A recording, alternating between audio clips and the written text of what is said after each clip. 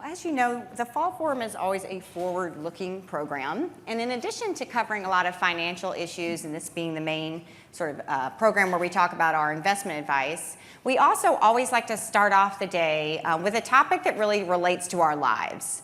And one of the topics that came up in a lot of our brainstorming this summer was the issue of precision medicine, because it really affects all of us in this room, if not right now, probably going forward into the future. And lucky for us, there's some experts right here in Chicago on that topic. So I reached out to Professor Rex Chisholm several months ago and asked him if he would come in and be our speaker. So we're very excited to have him with us today. And thank you, Dr. Chisholm, for joining us. It's a delight to be here. Yeah. Dr. Chisholm is a professor of genetics and molecular biology and surgery at Northwestern's Feinberg School of Medicine. He is nationally recognized researcher in the area of genomics and bioinformatics, and he is the leader of a major biobanking effort at Northwestern University right now. That's one of the largest participant-based research projects in the country focused on genomics-informed personalized medicine. And I've enjoyed getting the chance to speak with him leading up to this program and learning a little bit more about precision medicine myself. So again, thank you for being here. And why don't we start off by I'd like to know, can you describe precision medicine to us? How will it change our healthcare going forward? Yeah, it's a great way to start. So welcome to all. I'm glad to be here. I think this is a really exciting and important topic. Of course, I work in that area, so why wouldn't I think that? But I think it really is something that's going to affect all of us. And maybe as way of introduction, I can talk a little bit about sort of the evolution of the term precision medicine and how we got here. Some of you may have heard in the past that this area was called personalized medicine. And it turned out that personalized medicine became a very controversial term because the idea was, isn't all medicine personalized? I mean, don't you sit in front of your physician and tell them what your complaints are, tell them how you're feeling, and don't they respond to those specific things that you've addressed them? And absolutely, that's the case. So in a sense, medicine's always been personalized because it's the relationship between the physician and the patient that they're treating. But in order to understand the impact of what's happening, you need to understand a little bit about how medical care is actually formulated and best practices are developed. So typically what happens is there are, in terms of thinking about a diagnostic or a therapy, there are what are called clinical trials. And some of you may have participated in clinical trials. And those clinical trials sort of take people based on inclusion and exclusion criteria and use that to assess, based on that population, does a diagnostic work? Does a therapy work? And then based on that population, they say, well, most of the people are, this therapy treats the largest number of people with this condition. And so medical practice then says, when you go to see your doctor and you present with that condition, they're going to give you that therapy that worked in the largest number of people. But the reality is, and I'm sure most of you in the audience, I certainly have in my life and my family, had the experience of going to a physician, having that physician give you a treatment, typically a medication, and then a few weeks later you end up going back to the physician and saying, doc, this didn't work. I'm still suffering from the same symptoms that I had before. And the approach then for the physician is to say, okay, well, that was the first line of therapy. Now what we're going to do is go to the second line of therapy. And that will hopefully treat you. And that's, again, based on these clinical trials. The problem is that the clinical trials approach really thinks about what the average person looks like in that trial. And so the idea of personalized medicine initially was to use additional information to help distinguish between people that might benefit from that therapy and people that might not. So that at the end of the day, instead of getting first-line medication, having it fail, and then getting second-line medication, and hopefully having it succeed, we can go directly to the second-line therapy because we know that will work in you as an individual. And so this began with the idea of genomics. Thinking about the fact that we now have the technology to sequence a human genome in its entirety, basically overnight. And it's an interesting evolution. 20 years ago, the first human genome was sequenced. It cost about $3 billion to do, and it took about 3 years. Now, we can do that overnight at a cost of about $1,000 to $1,500 in a very high throughput kind of way. So that the information that's carried in your genome can actually be used to inform your physician about what diseases you might be susceptible for, what therapies might work in you or not work in you. And so that's the sort of underlying idea that came about behind the idea of personalized medicine, which then evolved into what was called genomics-informed personalized medicine, and now has become the term precision medicine. And it's not just about genomes going forward, although genomes are going to be an important part of that, but it's going to be about other measurements that we can make system-wide. The beauty of genome is it looks at every bit of DNA that you have in your cells, and it looks at all the variations that you have. So if you were to sequence my DNA and Anna's DNA, and you looked at them, our sequence would be the same in 99.9% of the sequence. But because the genome is 6 billion letters long, that means that there's 6 million differences between Anna and I.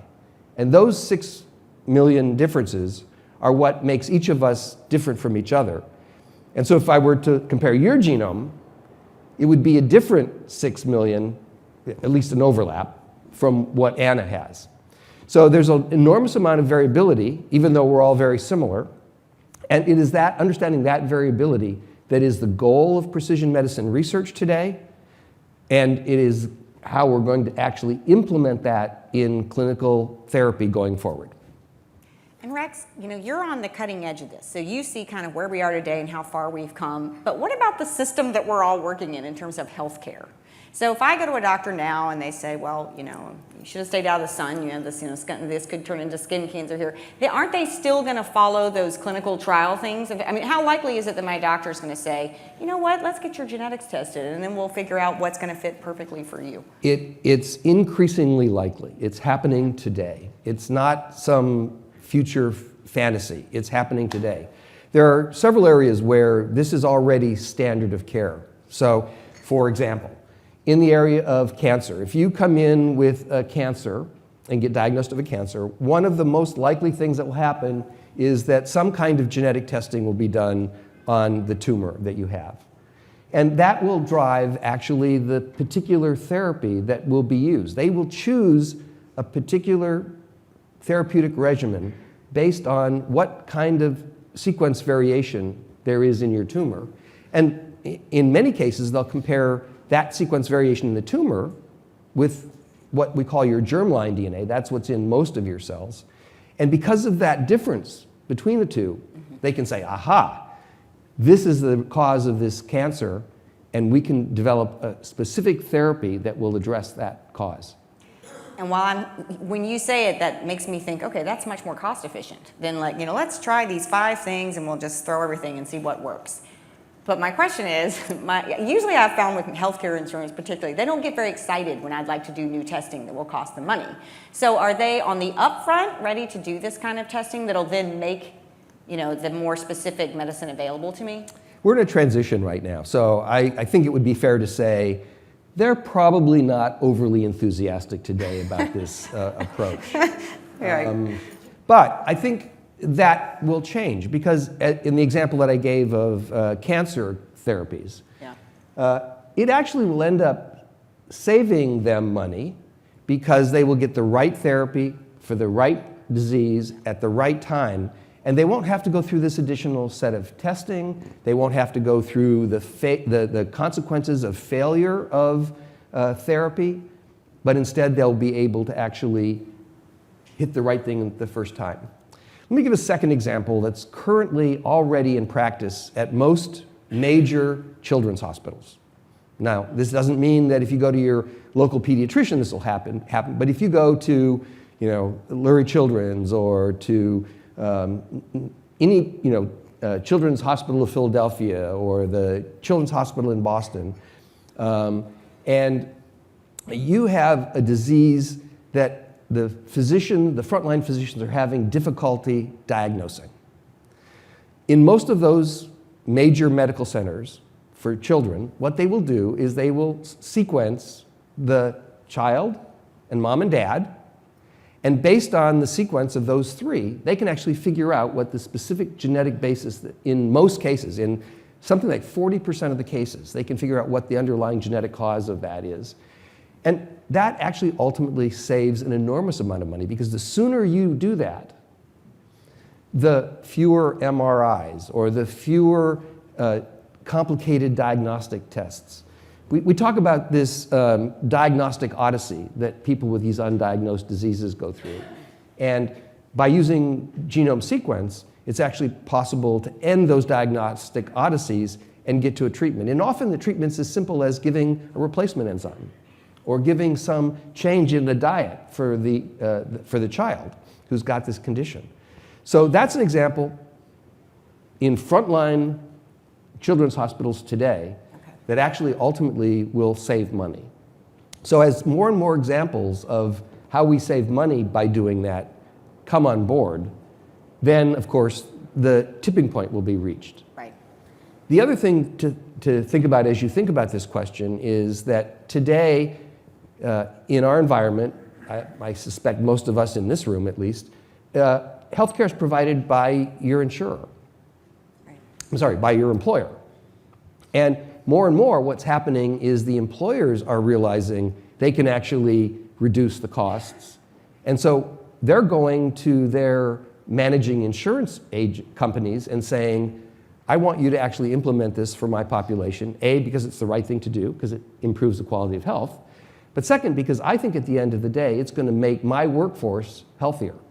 And so we're just in early stages of those conversations. And in fact, I'm going to a meeting in March with about 25 major organizations ranging from Google to Boeing to a few others, where they're going to talk about this question of how do I make sure that the time is right for my employees to get the benefit of this new approach to medicine. One of the things I've thought about, and it made me just think about it when I said like sharing it with your employer and other things like that is, like for example, in my family, breast cancer runs strongly. And I thought about going to get the test to see if I carried, it's like the BRCA1 or BRCA2. Right, gene that's, it gives you something like, well, if you have that, you have sort of a 90% chance of these things happening. My worry has been that if it shows up I have that health insurance will say, oh, you have this pre-existing condition, and at some point that either won't be covered, or would I want something my employer to learn that I'm a good candidate for early Alzheimer's? I mean, I would worry about some of those kind of things. Fortunately, there's a protection for that. I mean, there's a law that was passed. Actually, it's been in force now for about 6 or 7 years, called the Genetic Non-Discrimination Act, or GINA. And GINA does provide a significant amount of protection for people based on, so that you cannot be discriminated against based on what you have in your DNA. And the BRCA1 is a great example. If you have a variant in that, we can predict with high probability what your chances of getting cancer are. And that's another example of sort of precision medicine. Mm-hmm. The difference is that's just like a one-off test. But if we sequence your entire genome, we'll get that and then everything else that's in your genome. And then we can really use all that information. And as I said, that genetic test now is, let's call it $1,500, whereas right now, if you actually get a BRCA test, it's probably going to be about the same, or maybe even a little bit more. Okay, so same amount. So I think you get a lot more information for that. Okay. But the ability to act on that, I think, is really important. And the other thing to think about is, if you have a family history, then your children are at risk, and their children are at risk. And so this is an important thing to get your arms around, because then you can actually think about dealing with it proactively. And then once we have this data, I guess where is it being used in? Where is it the most applicable today? So well, it's really great, to figure out cancers, but we're not over here. Where are the challenge areas so far, and where is it really out front? Well, I think so. Cancer, we've talked about. The rare undiagnosed diseases, we've talked about. I think another important area is, and I've alluded to this a couple of times already, is the area we call pharmacogenomics. It's making sure that you get the prescription that will work in you. So let me just give you an example. So, common procedure these days in hospitals for people that suffer from cardiovascular disease is having a stent put in to open up a blockage in your arteries. And one of the consequences of having that stent put in is you're at increased risk for having subsequent events because the stent itself can clog up. Right? It's just basically an opening that they've put in. So in order to treat that and prevent that from happening, what they do is give you a medication that prevents that clogging up from happening. But it turns out that something like a third of the people that are prescribed the first-line medication for that, it's called antiplatelet, so it's one of the blood components, that medication will only work in about 2/3 of the people. And so, but if we know the test up front, there's a second-line medication or a third-line medication even that we can then give instead. And so for that third of the population that gets a stent, if you didn't have the genetic test, you would be at increased risk for having a subsequent cardiovascular event of some sort. By having a genetic test, we can actually reduce that dramatically. So that's another example where in practice today, often they'll offer a genetic testing to determine what the right medication to give you is. And that's actually, there are multiple examples of that now. Again, back in the area of cancer, some of the medications, the chemotherapeutic agents that are used, have pretty bad toxic side effects. But we can actually predict which individuals will likely have those toxic side effects and either adjust the dose properly or change the medication based on what that genetic testing is. Great. I'm still thinking a little bit too about how incredibly far advanced we are in sort of the front line and where the system is for sort of healthcare. So if I go and get a lot of these testings and I have this information on my 6 million, DNA sequencing and all that great stuff, how likely is it I'm working with a doctor that can then analyze and use that information? What do I have to think about there? So today that would likely be with a specialist. So it may be, if it's a cardiovascular disease, it would be a cardiologist who understands the genetics. It's unlikely your primary care physician is well-versed in these areas. That's likely to change over time. If you think about your primary care physician, you go to them, they say, oh, well, we need you to see a radiologist to have this test done. And then the radiologist does the test, and the radiologist writes a report, and then you don't talk to the radiologist.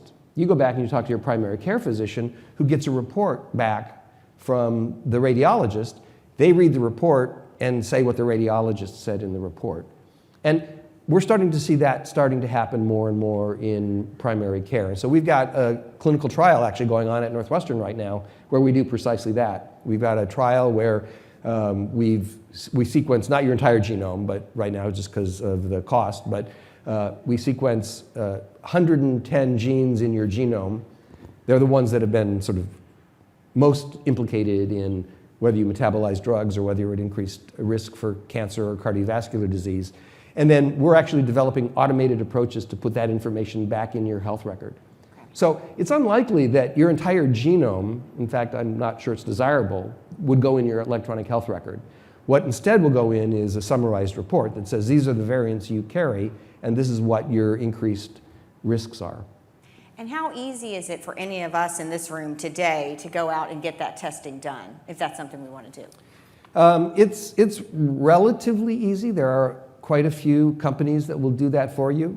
You need to be cautious about which company you use because some of them are better than the others.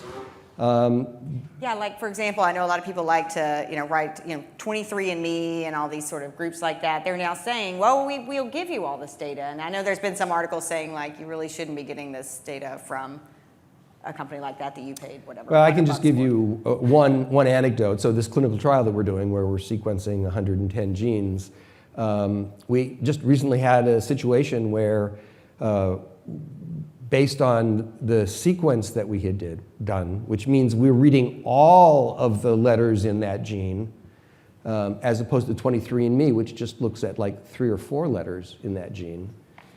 We were able to tell them they were at risk. In fact, the disease they probably had was disease X, and they had no idea. And they said, in fact, the 23andMe test said I didn't have that. Well, that was because they were only sampling 3 out of several thousand of the letters, whereas we were sequencing the entirety of that. So it's really important for people to understand, a little bit about what kind of testing is provided by the genetic testing companies. These direct-to-consumer companies, they're great if you want to know what your ancestry is. I'm not sure I would base my healthcare on those tests. Okay. So right now I could go through my doctor to get this, probably better than getting it over the mail through one of those companies. Right, and in fact, 23andMe did have some problems with the Food and Drug Administration because of exactly this problem. They were like practicing medicine, and that's all been resolved at this point. But nowadays, you definitely want to go through your physician rather than go directly to a company. And what are the risks, and I don't know if there are any more than the risks that are already out there anyway, but what are the risks of me having this amount or this volume of data about me on a server for my healthcare group or my hospital group? Well, there is always a risk. Data, we live in an era of big data, and your genome is one of your biggest pieces of data. So we obviously take great care to make sure that any of this kind of information is well protected. I do not believe that we can ever guarantee that it won't get out. But I also am a believer that we live in a world where there's very little privacy anyway. And I think we just need to accept that and get over it. But that's my personal opinion. All right. Years ago, in kind of another life, I worked in the pharmaceutical industry. And of course, our big thing there was we wanted to find a drug that worked for a ton of people, wouldn't work for everybody, and we wanted to keep it branded for as long as we could before they could bring on the generic version of that drug. Right. You want the big blockbuster that everybody has to take. Yeah, right, the commercials, the whole 9 yards. So what do you do about when you find out, all these people start finding out, oh, it turns out this doesn't work for me or that doesn't work for me. Like I can see them being, again, very unexcited about. Yeah, I think it's going to require a change in perspective. Okay. So let me give an example. Anybody here heard of the drug Celebrex? Some of you may have taken it. My mother, a 91-year-old, sharp as a tack mother, was yelling at me on the phone last night about some problem with her computer. She's great. Has really bad arthritis. And she took Celebrex for years, and the Celebrex was fabulous. It really helped her arthritis in a very meaningful kind of a way. Yeah. But several years ago, Celebrex was taken off the market because it put people at increased risk for strokes and cardiovascular events. Not everybody, only 3% of the people. So that means that 97% of the people who were likely well treated with the drug Celebrex no longer had Celebrex available to them. And so imagine what the pharmaceutical industry could do if it could say, oh, I just need to genetically test to make sure that you're not the one that's going to have a stroke based on taking Celebrex. I can put Celebrex back on the market.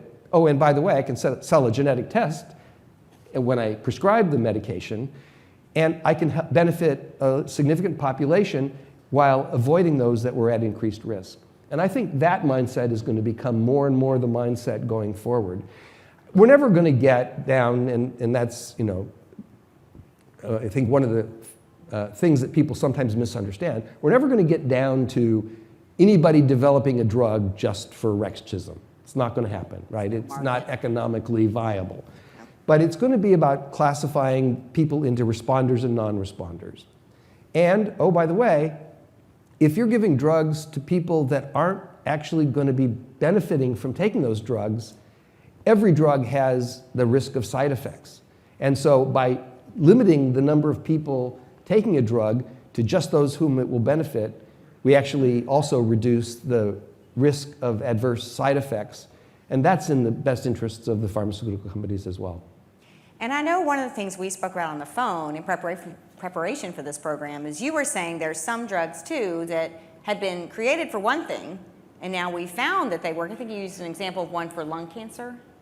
Is that a... Yeah, well, so we're finding that, again, if you have, I think what we were talking about was we know that you have a certain lung cancer that has a certain genetic variant in it, then there's a medication that will target precisely that cancer. And if you don't have that, then that drug won't help you. And so again, it's just another good example of making sure that we're using all of the information we have to determine what the best medication is for you as a patient.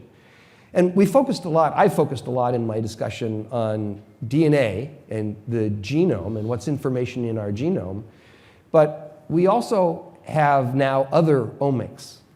So it's not just your genome and your DNA, but it's your proteome. What are the proteins that you have circulating in your blood or in your body?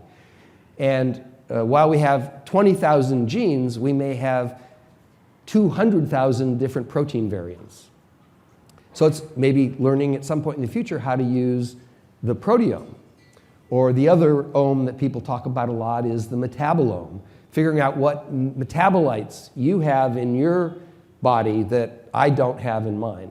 And so as we understand biology better and better, it's not going to be just DNA that's going to help us. It's going to be information about the proteins, the protein variants, modifications that happen on top of the proteins, and some of the other metabolites that we have in our genome. So we're really in early days here. We're very focused on DNA. It's sort of, in some ways, the easiest to measure. But as we progress over the next several years, we're going to see more and more these other ohms come online as well. How much do you think this will change into sort of, I mean, right now you can go have this work done through your doctor in a lab. As more people ask for it, will sort of the pricing for it go up or down? I mean, what is that, is it volume going to push prices up, or is it going to actually, like you said at the beginning, it's several $1 million to get the first one done? Right. $3 billion to get the first genome done, and now, in my lab we can do it for $1,000. By the time you add all the regulatory stuff on it, I'm sure it'll be $3,000 or something to get it done clinically. But yeah, I think ultimately that pricing will come down. It'll also come down as the analysis tools to actually interpret. So there's the $1,000 is to just read the letters, but then there's an interpretation on top of that, just sort of like the radiologist report I talked about earlier. And so as tools become more and more available to actually do that, I think the prices will continue to come down. It's never going to be 25 cents to do. But any of you, I tell everybody when I turn 50, my wife's birthday present to me was a colonoscopy. So she didn't perform it, but she encouraged me to have it. And that's any of you that have had that, that's probably about a $1,500 test. So. And as we go forward too, I know we talked a little bit about what will the future look like for this, but you were saying that you think most children at a certain point when they're born, this will just be a routine part of testing. I'm in the camp, I'm a minority, but I'm in the camp where I believe that actually at some point in the not too distant future, at birth, every child will have a bit of their DNA taken and their entire genome will be sequenced. And the beauty is, if you think about, this gets back to the burden of cost. If you think about the amount of genetic testing that has to happen over the lifetime, whether it's prenatal genetic testing or whether it's testing to determine susceptibility for a drug or whether you have a BRCA1 mutant, every one of those genetic tests costs a lot.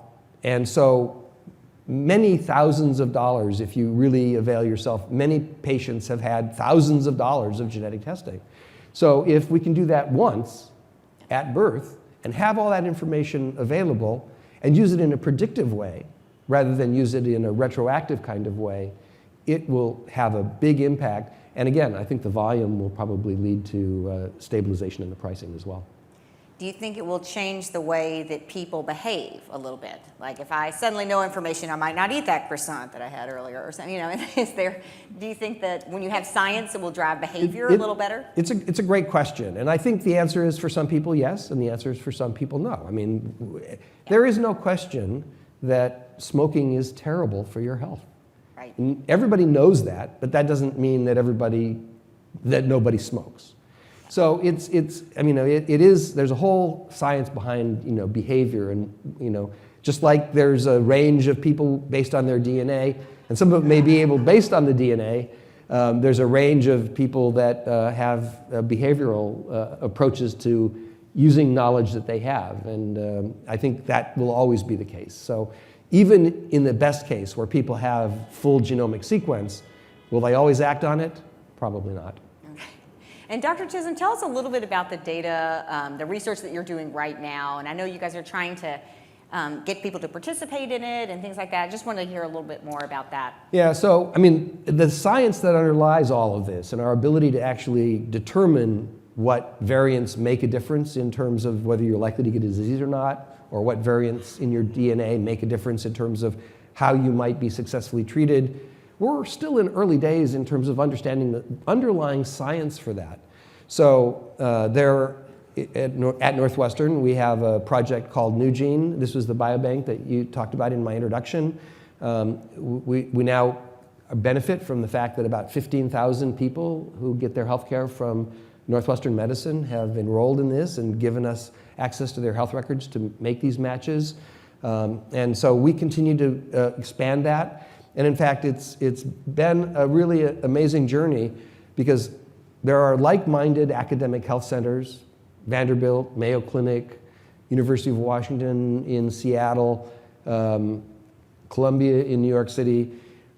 About 10 of us have actually bonded together to make a national network of people that are doing this basic kind of research to understand what are these associations. And today, it's fair to say that when we sequence a genome and we see a variant, and all that means is it's different from what the reference sequence is, when we see that variant, 90% of the time, we have no clue what that means. And so, for the 10% of the time where we do, it's very impactful. Mm-hmm.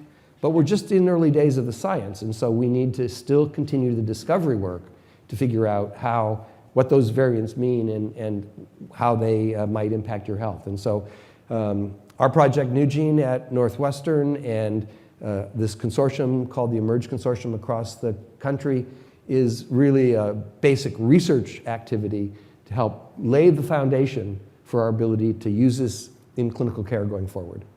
How much of these things, too, are national versus sort of international groups working together to progress things going forward? I mean, I know in the past, in the history of some, like I think of AIDS in particular, some of the problems early on were that people would not work together.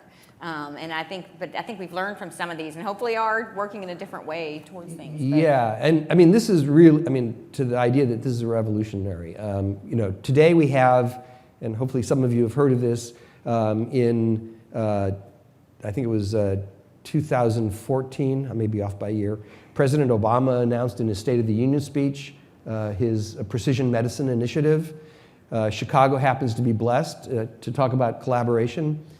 University of Chicago, Northwestern, and the University of Illinois at Chicago, who are often, I dare say, rivals, are actually working together in this precision medicine initiative.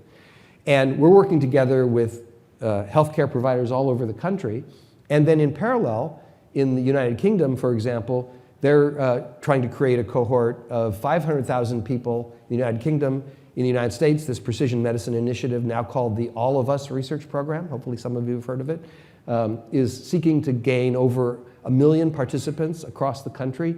And of course, the information we gather in the United States with the All of Us Research Program will also be used together with information gathered in the United Kingdom, in their 500,000 person cohort, and Estonia, for example. Estonia, of all places, has a 500,000 person cohort. So the information is really international at this point, and it's really important that it be international because ancestry matters. And so if you're of Northern European ancestry, like many of us are, we've been the source of much of the clinical trials activity, back to where we started about what's the norm. Right. But if you happen to be of African ancestry, or of Hispanic ancestry, or of Asian ancestry, the variants that we know in Northern Europeans aren't even present in people of other ancestries. And so many of the things that we can predict in a person of European ancestry doesn't help us in somebody with African ancestry. So we really are needing to have an international cohort in order to be able to really benefit the largest number of people. Okay. We've done a sequencing project at Northwestern where we've sequenced 1,000 genomes, a third of them Northern European, a third of them African American, and a third of them Hispanic. And the amount of variation between the Hispanic and African American group outweighs what's found in the Europeans dramatically. And most of the variants that are found in the African ancestry and the Hispanics, we have no information about. So it's really important that we use that international approach to get more information about how to actually deploy this in an equitable way across the globe. Actually, that was one of the things I read about too, is, going forward, will this be something for the masses, or will this be something, kind of for the few? And so, right now, if I want to go get something, I've got to be pretty proactive on my part. It's not something necessarily that's being, especially with healthcare, not maybe caught up. Right. And I think, at the end of the day, it will be about demonstrating success. It will be about demonstrating that people's lives are better because they have access to this information. And we're not there yet, but I think there's no question that we're going to get there. And if I said to you, I want to go get this testing done, what would you tell me are the things I should consider prior to doing it? Or would you say, great, go ahead. But what are the things to think through? I think you need to spend some time in reflection. You need to think about, well, what do I do if I learn I have a BRCA1 mutant? And then that becomes a question not only for you and your healthcare providers, but that also becomes a question about what am I going to tell my daughter to do? Right. Or what am I going to tell my son to do? Or what am I going to tell my sister to do? And how am I going to share that? Right. And am I ready for that? And there's a great profession of people out there that are positioned to help with this. The genetic counseling profession is a profession that, if anybody's looking for a new job, genetic counselors will have the opportunities. We see nobody ever graduating from genetic counseling programs that can't get a job. And it's a growth industry. And I think their job is to help people interpret this. And they'll actually spend more time with you than the 7 minutes your primary care provider will be able to have. Right. Yeah, actually one of the things that leading up about a year ago, we did have some done for my son to see if he'd respond to a certain kind of medicine. And what happened is that I got the results back and I couldn't possibly read them. I mean, they were written for a scientist. Yeah. And so I called the lab and I said, hi, I just need someone to explain to me these results. And I heard the guys who muffled the phone and said, I think it's a mom. She wants somebody, and they were not prepared at all. And maybe I needed someone like you just said, but they weren't ready to. And I couldn't figure out who would, because the doctor kind of said, oh yeah, great, okay, we got the data. And I was like, can you give me more than that? Well, I think that's where genetic counselors come in. That's their job. I mean, Okay. The lab may or may not be prepared to help you with that, but genetic counselors will not only know how to interpret the data, but they'll know sort of how to think about, they're counselors, right? So they'll help you think together with you about how to think that forward. But if you're thinking about the testing, I think you really need to think about, are you ready for what you might learn? Right, okay. And I can tell you, based on the experience of the people that we're working with in our studies, people are very ready. I am amazed by how receptive people are to getting this kinds of information. We just happened, we opened a trial where we were going to sequence this 110 genes. We were trying to recruit 3,000 people at Northwestern. We had a year to recruit 3,000 people. We had to close recruitment early because we had people calling out of the blue because they wanted to participate in this study. And for the people that we've actually returned results to, their reactions have been terrific. Now, it's a genetic counselor that's returning the results, but it really helps to have somebody put that in context. I was one of the participants in that. My genetic counselor called me up and just said, "You're normal." So, fortunately, I didn't have any variants, but I think we've seen we see about 3 to 5% of our participants have a variant, just at random in those 110 genes. Yeah. 3 to 5% of our participants have something they need to hear about. And if you start to think about this pharmacogenomics area that I spoke about earlier, that number goes up to about 90%. And you might live your life differently if you had some of this information. Yeah. So, okay, it's good to. I want to make sure we have time for questions. Thanks. Hi, I have a quick question for you. When I think about precision medicine, can you maybe, and this might be a bit of far field for what you're working on, but can you comment on drug delivery systems and the use of nanotechnology to better deliver drug therapy so that the side effects aren't quite as rampant as it would be, even 10 years ago or something from that? Yeah, it's not, I wouldn't say I'm an expert in that area, but what I can tell you is that, again, especially in cancer chemotherapy, the use of delivery particles, often they're gold particles or some other nano-engineered material, is widely used in cancer to deliver agents. We've got early trial going on at Northwestern for glioblastoma, a terrible disease. Hopefully you never get it, to actually test the delivery of a new agent that's based on actually DNA and RNA to deliver those. So I think we're, again, in early days, but in cancers it's common, and I think it will be expanding to many others. And the key then would be, can you target it to just the location in the body rather than most medications which are systemic and go throughout the body? So I think we're going to see a lot of progress in the future. Things like monoclonal antibodies are going to be important in terms of targeting medication. So a monoclonal antibody linked to a nanoparticle, linked to some medication, can actually deliver it to a particular location. And that's going to be a growth area very definitely for the future.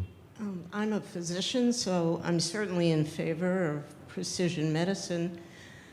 But many of us have made the leap from age 64 with private insurance to age 65 with Medicare, and all of a sudden what was paid for at 64, they send you a letter not paid for at 65.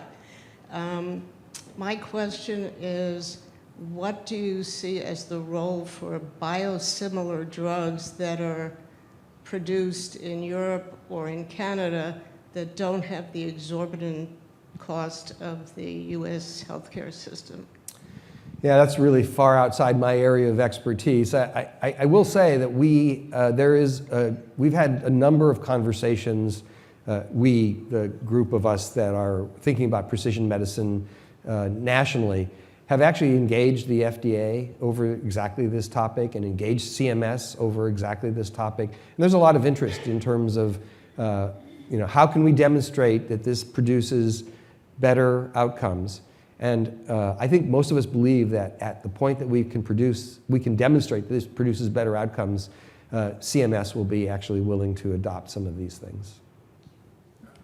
To move the discussion a little further afield, but within your area, can you share some of your thoughts on CRISPR-Cas9 activity? And I think there's a Northwestern person who was very involved along the line with Jennifer Doudna, or one of the... Anyway, there's a lot of controversy, I guess, legal suits, of course, just like the genomics situation originally.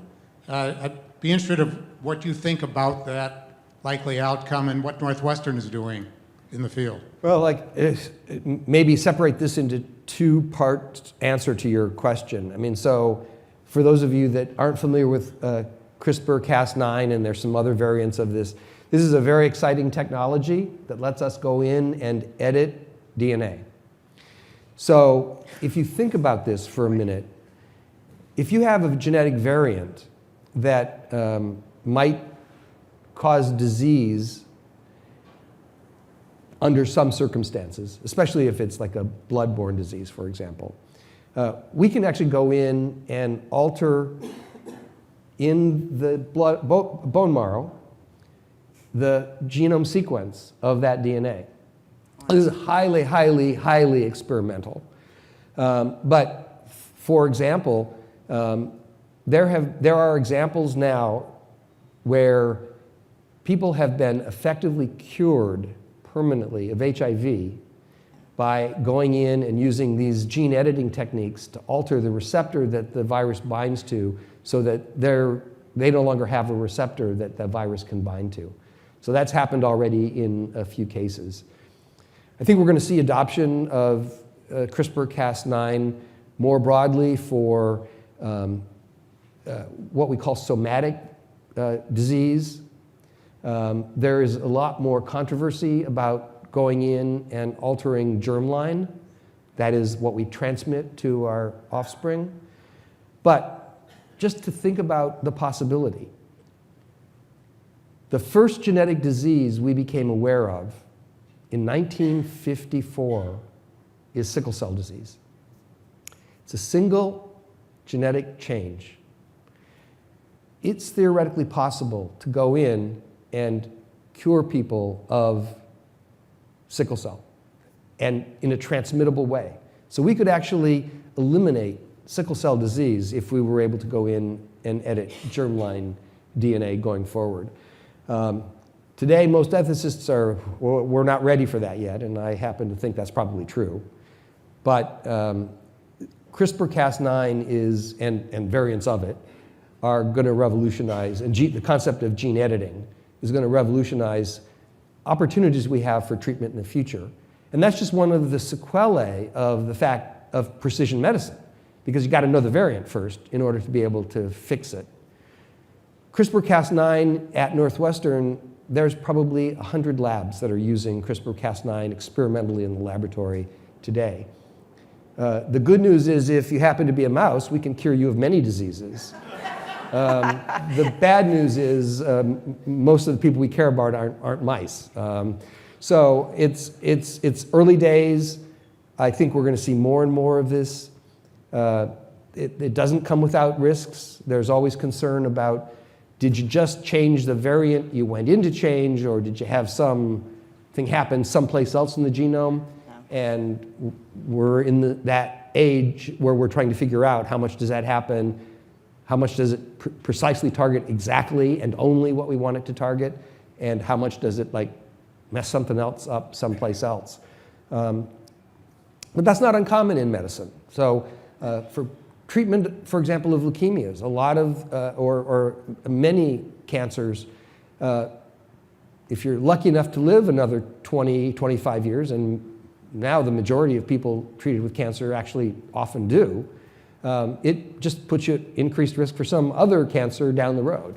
And so, I think CRISPR-Cas9 is really exciting. The concept of gene editing is really exciting, but it's also controversial. And I think it's not quite yet ready for human prime time, but we're doing a lot of work with it in mice these days. I was wondering if you could expand a little bit on some of the non-genomic things that you mentioned earlier. So much of an individual isn't determined by their genes. You mentioned the proteome, the metabolome. I also want to throw the microbiome in there. As we get more and more data about every individual, people start to look a lot more unique, which is really cool, but also really hard from a data perspective. How on earth can we possibly get enough data to actually use all of that information to determine whether a drug will work in a person or whether they're vulnerable to certain diseases? It's a great question. That's exactly the research that we're trying to do right now. It's a big data problem, right? It's just massive numbers. That's why we want 1 million or more people from across the United States to participate in the All of Us research program so that we can start to do that. Those of us in the, I started the whole discussion today with talking about clinical trials and talking about the fact that, this may come as a surprise to many people, but many medications make it onto the market after having been tested in only a few hundred people. It's not a large number. And so that's one of the other reasons that precision medicine becomes very important as we start to get down to these smaller and smaller groups. And we talk all the time amongst our precision medicine colleagues about the N of 1, which is where ultimately a lot of this is headed, because there's about 7 billion people on the Earth today. So my guess is that somewhere amongst those 7 billion, every variant that can exist and and still have your organism be viable probably exists somewhere. So when we have this new future that I imagine where every baby gets sequenced, we'll actually have more and more of that kind of information. But there is a limit. I mean, the good news is there is a limit, at least in terms of the genome. But then by the time you factor in proteome and, oh, by the way, we haven't even mentioned the E word, environment. And it's a significant difference. And if you were to come to one of my lectures on this, one of the first slides I start with are twin studies that were done in the 1950s, and where the question is asked, if you look at a variety of diseases, and I'll use type 2 diabetes as an example, or I'm sorry, type 1 diabetes. If you will look at identical twins who have the exact same genome, the concordance is that in only about something like 60% of the cases will both of the twins who have identical DNA come down with type 1 diabetes. So it's clearly an environmental factor that affects it because their genomes are the same.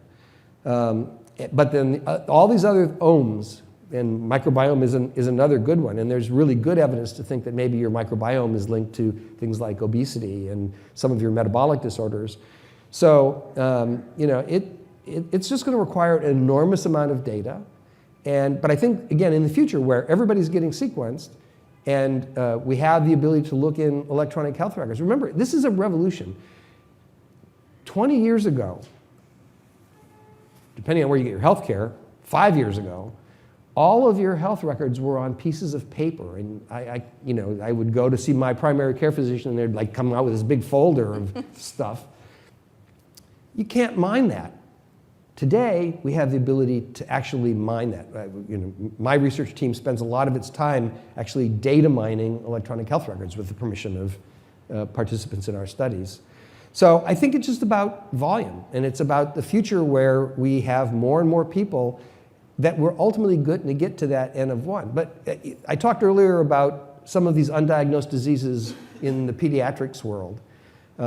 We see more and more cases where mom doesn't have a variant, dad doesn't have a variant, but junior has a variant.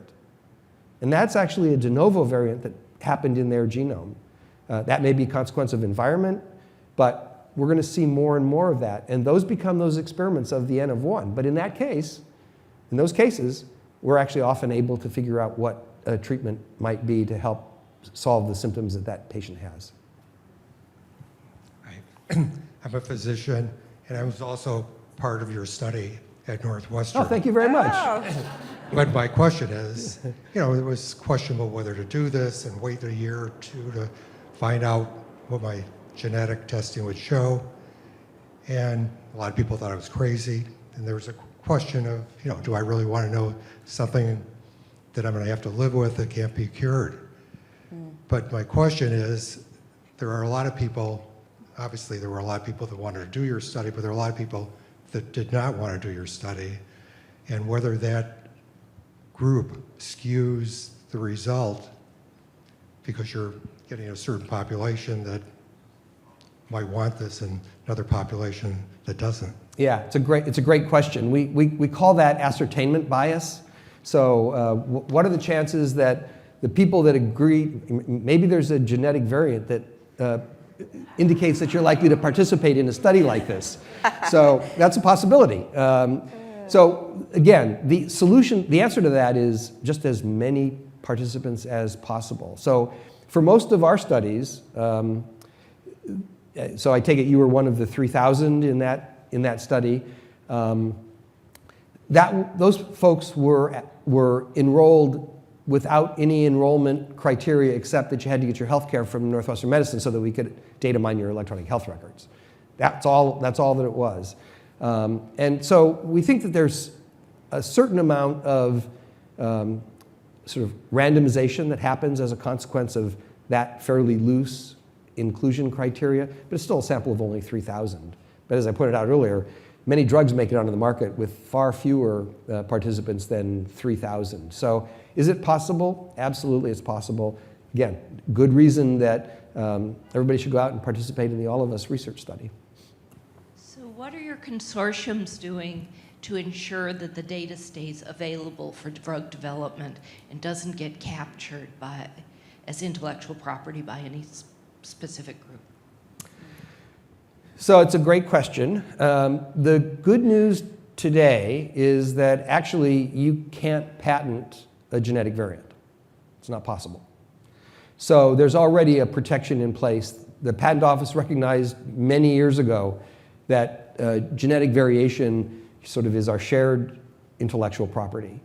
And so you can't patent a variant. So that's the good news.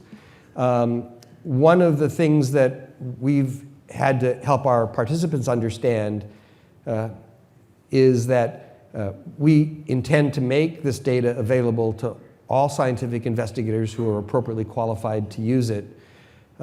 So we deposit all of our genetic variant information into a national database.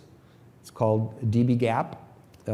And that is available through a vetting process, but it's available to any qualified investigator who wants to access it. The first study that we did at Northwestern was a study on type 2 diabetes. We wanted to see, when we started this, there were quite a few naysayers who said, you can never use information in an electronic health record for research purposes. The data is not good enough, which, as an aside, infuriated me because I think the purpose of electronic health records are for some, as I'm a huge fan of research, but I think it's used for something even more important, which is taking care of my health. So if it's not good enough for research, then is it really not good enough to take care of my health? And the good news is our research study on type 2 diabetes showed that by just data mining electronic health records on any comer, we could actually find the same genetic variants that you could by building a purpose-built cohort of type 2 diabetics. And so that ability to data mine an electronic health record and get that information out was really important. So now what we're trying to do is put that information into a centralized database that any investigator can use. That type 2 diabetes study that we deposited has been used by over 1,000 investigators around the world. So the reuse of the data is really important. And one of the sort of efficiencies of this whole idea behind these biobanks is we all have some condition or other at some point in our lives. And so why collect people just because they have type 2 diabetes when we could collect everybody and then just sort out the ones that have type 2 diabetes after the fact? And oh, by the way, the people that we used in the type 2 diabetes study might come down with cancer at some point in the future, or they might have been a control for that study. So it's actually very efficient because once we've got the sequence once for one thing, it gets reused for everything. So the sharing of data is really critical. And things like this eMERGE consortium that we're part of are committed, and the All of Us research program is committed to making that data as widely available as possible and not lock it away in places where people can't get access to it. So that's a guiding principle. That guiding principle, of course, comes with the risk we talked about earlier about what happens if it gets out. So back to my feeling that we just need to get over the fact that today there's no privacy anyway. Any of us that wear these fitness watches, somebody knows where I am at any given time in the day. So. Yeah, I agree. Well, thank you so much for joining us today. This has been a really interesting conversation, and we appreciate you coming over here to be with our program, Dr. Chisholm. My pleasure. Yeah.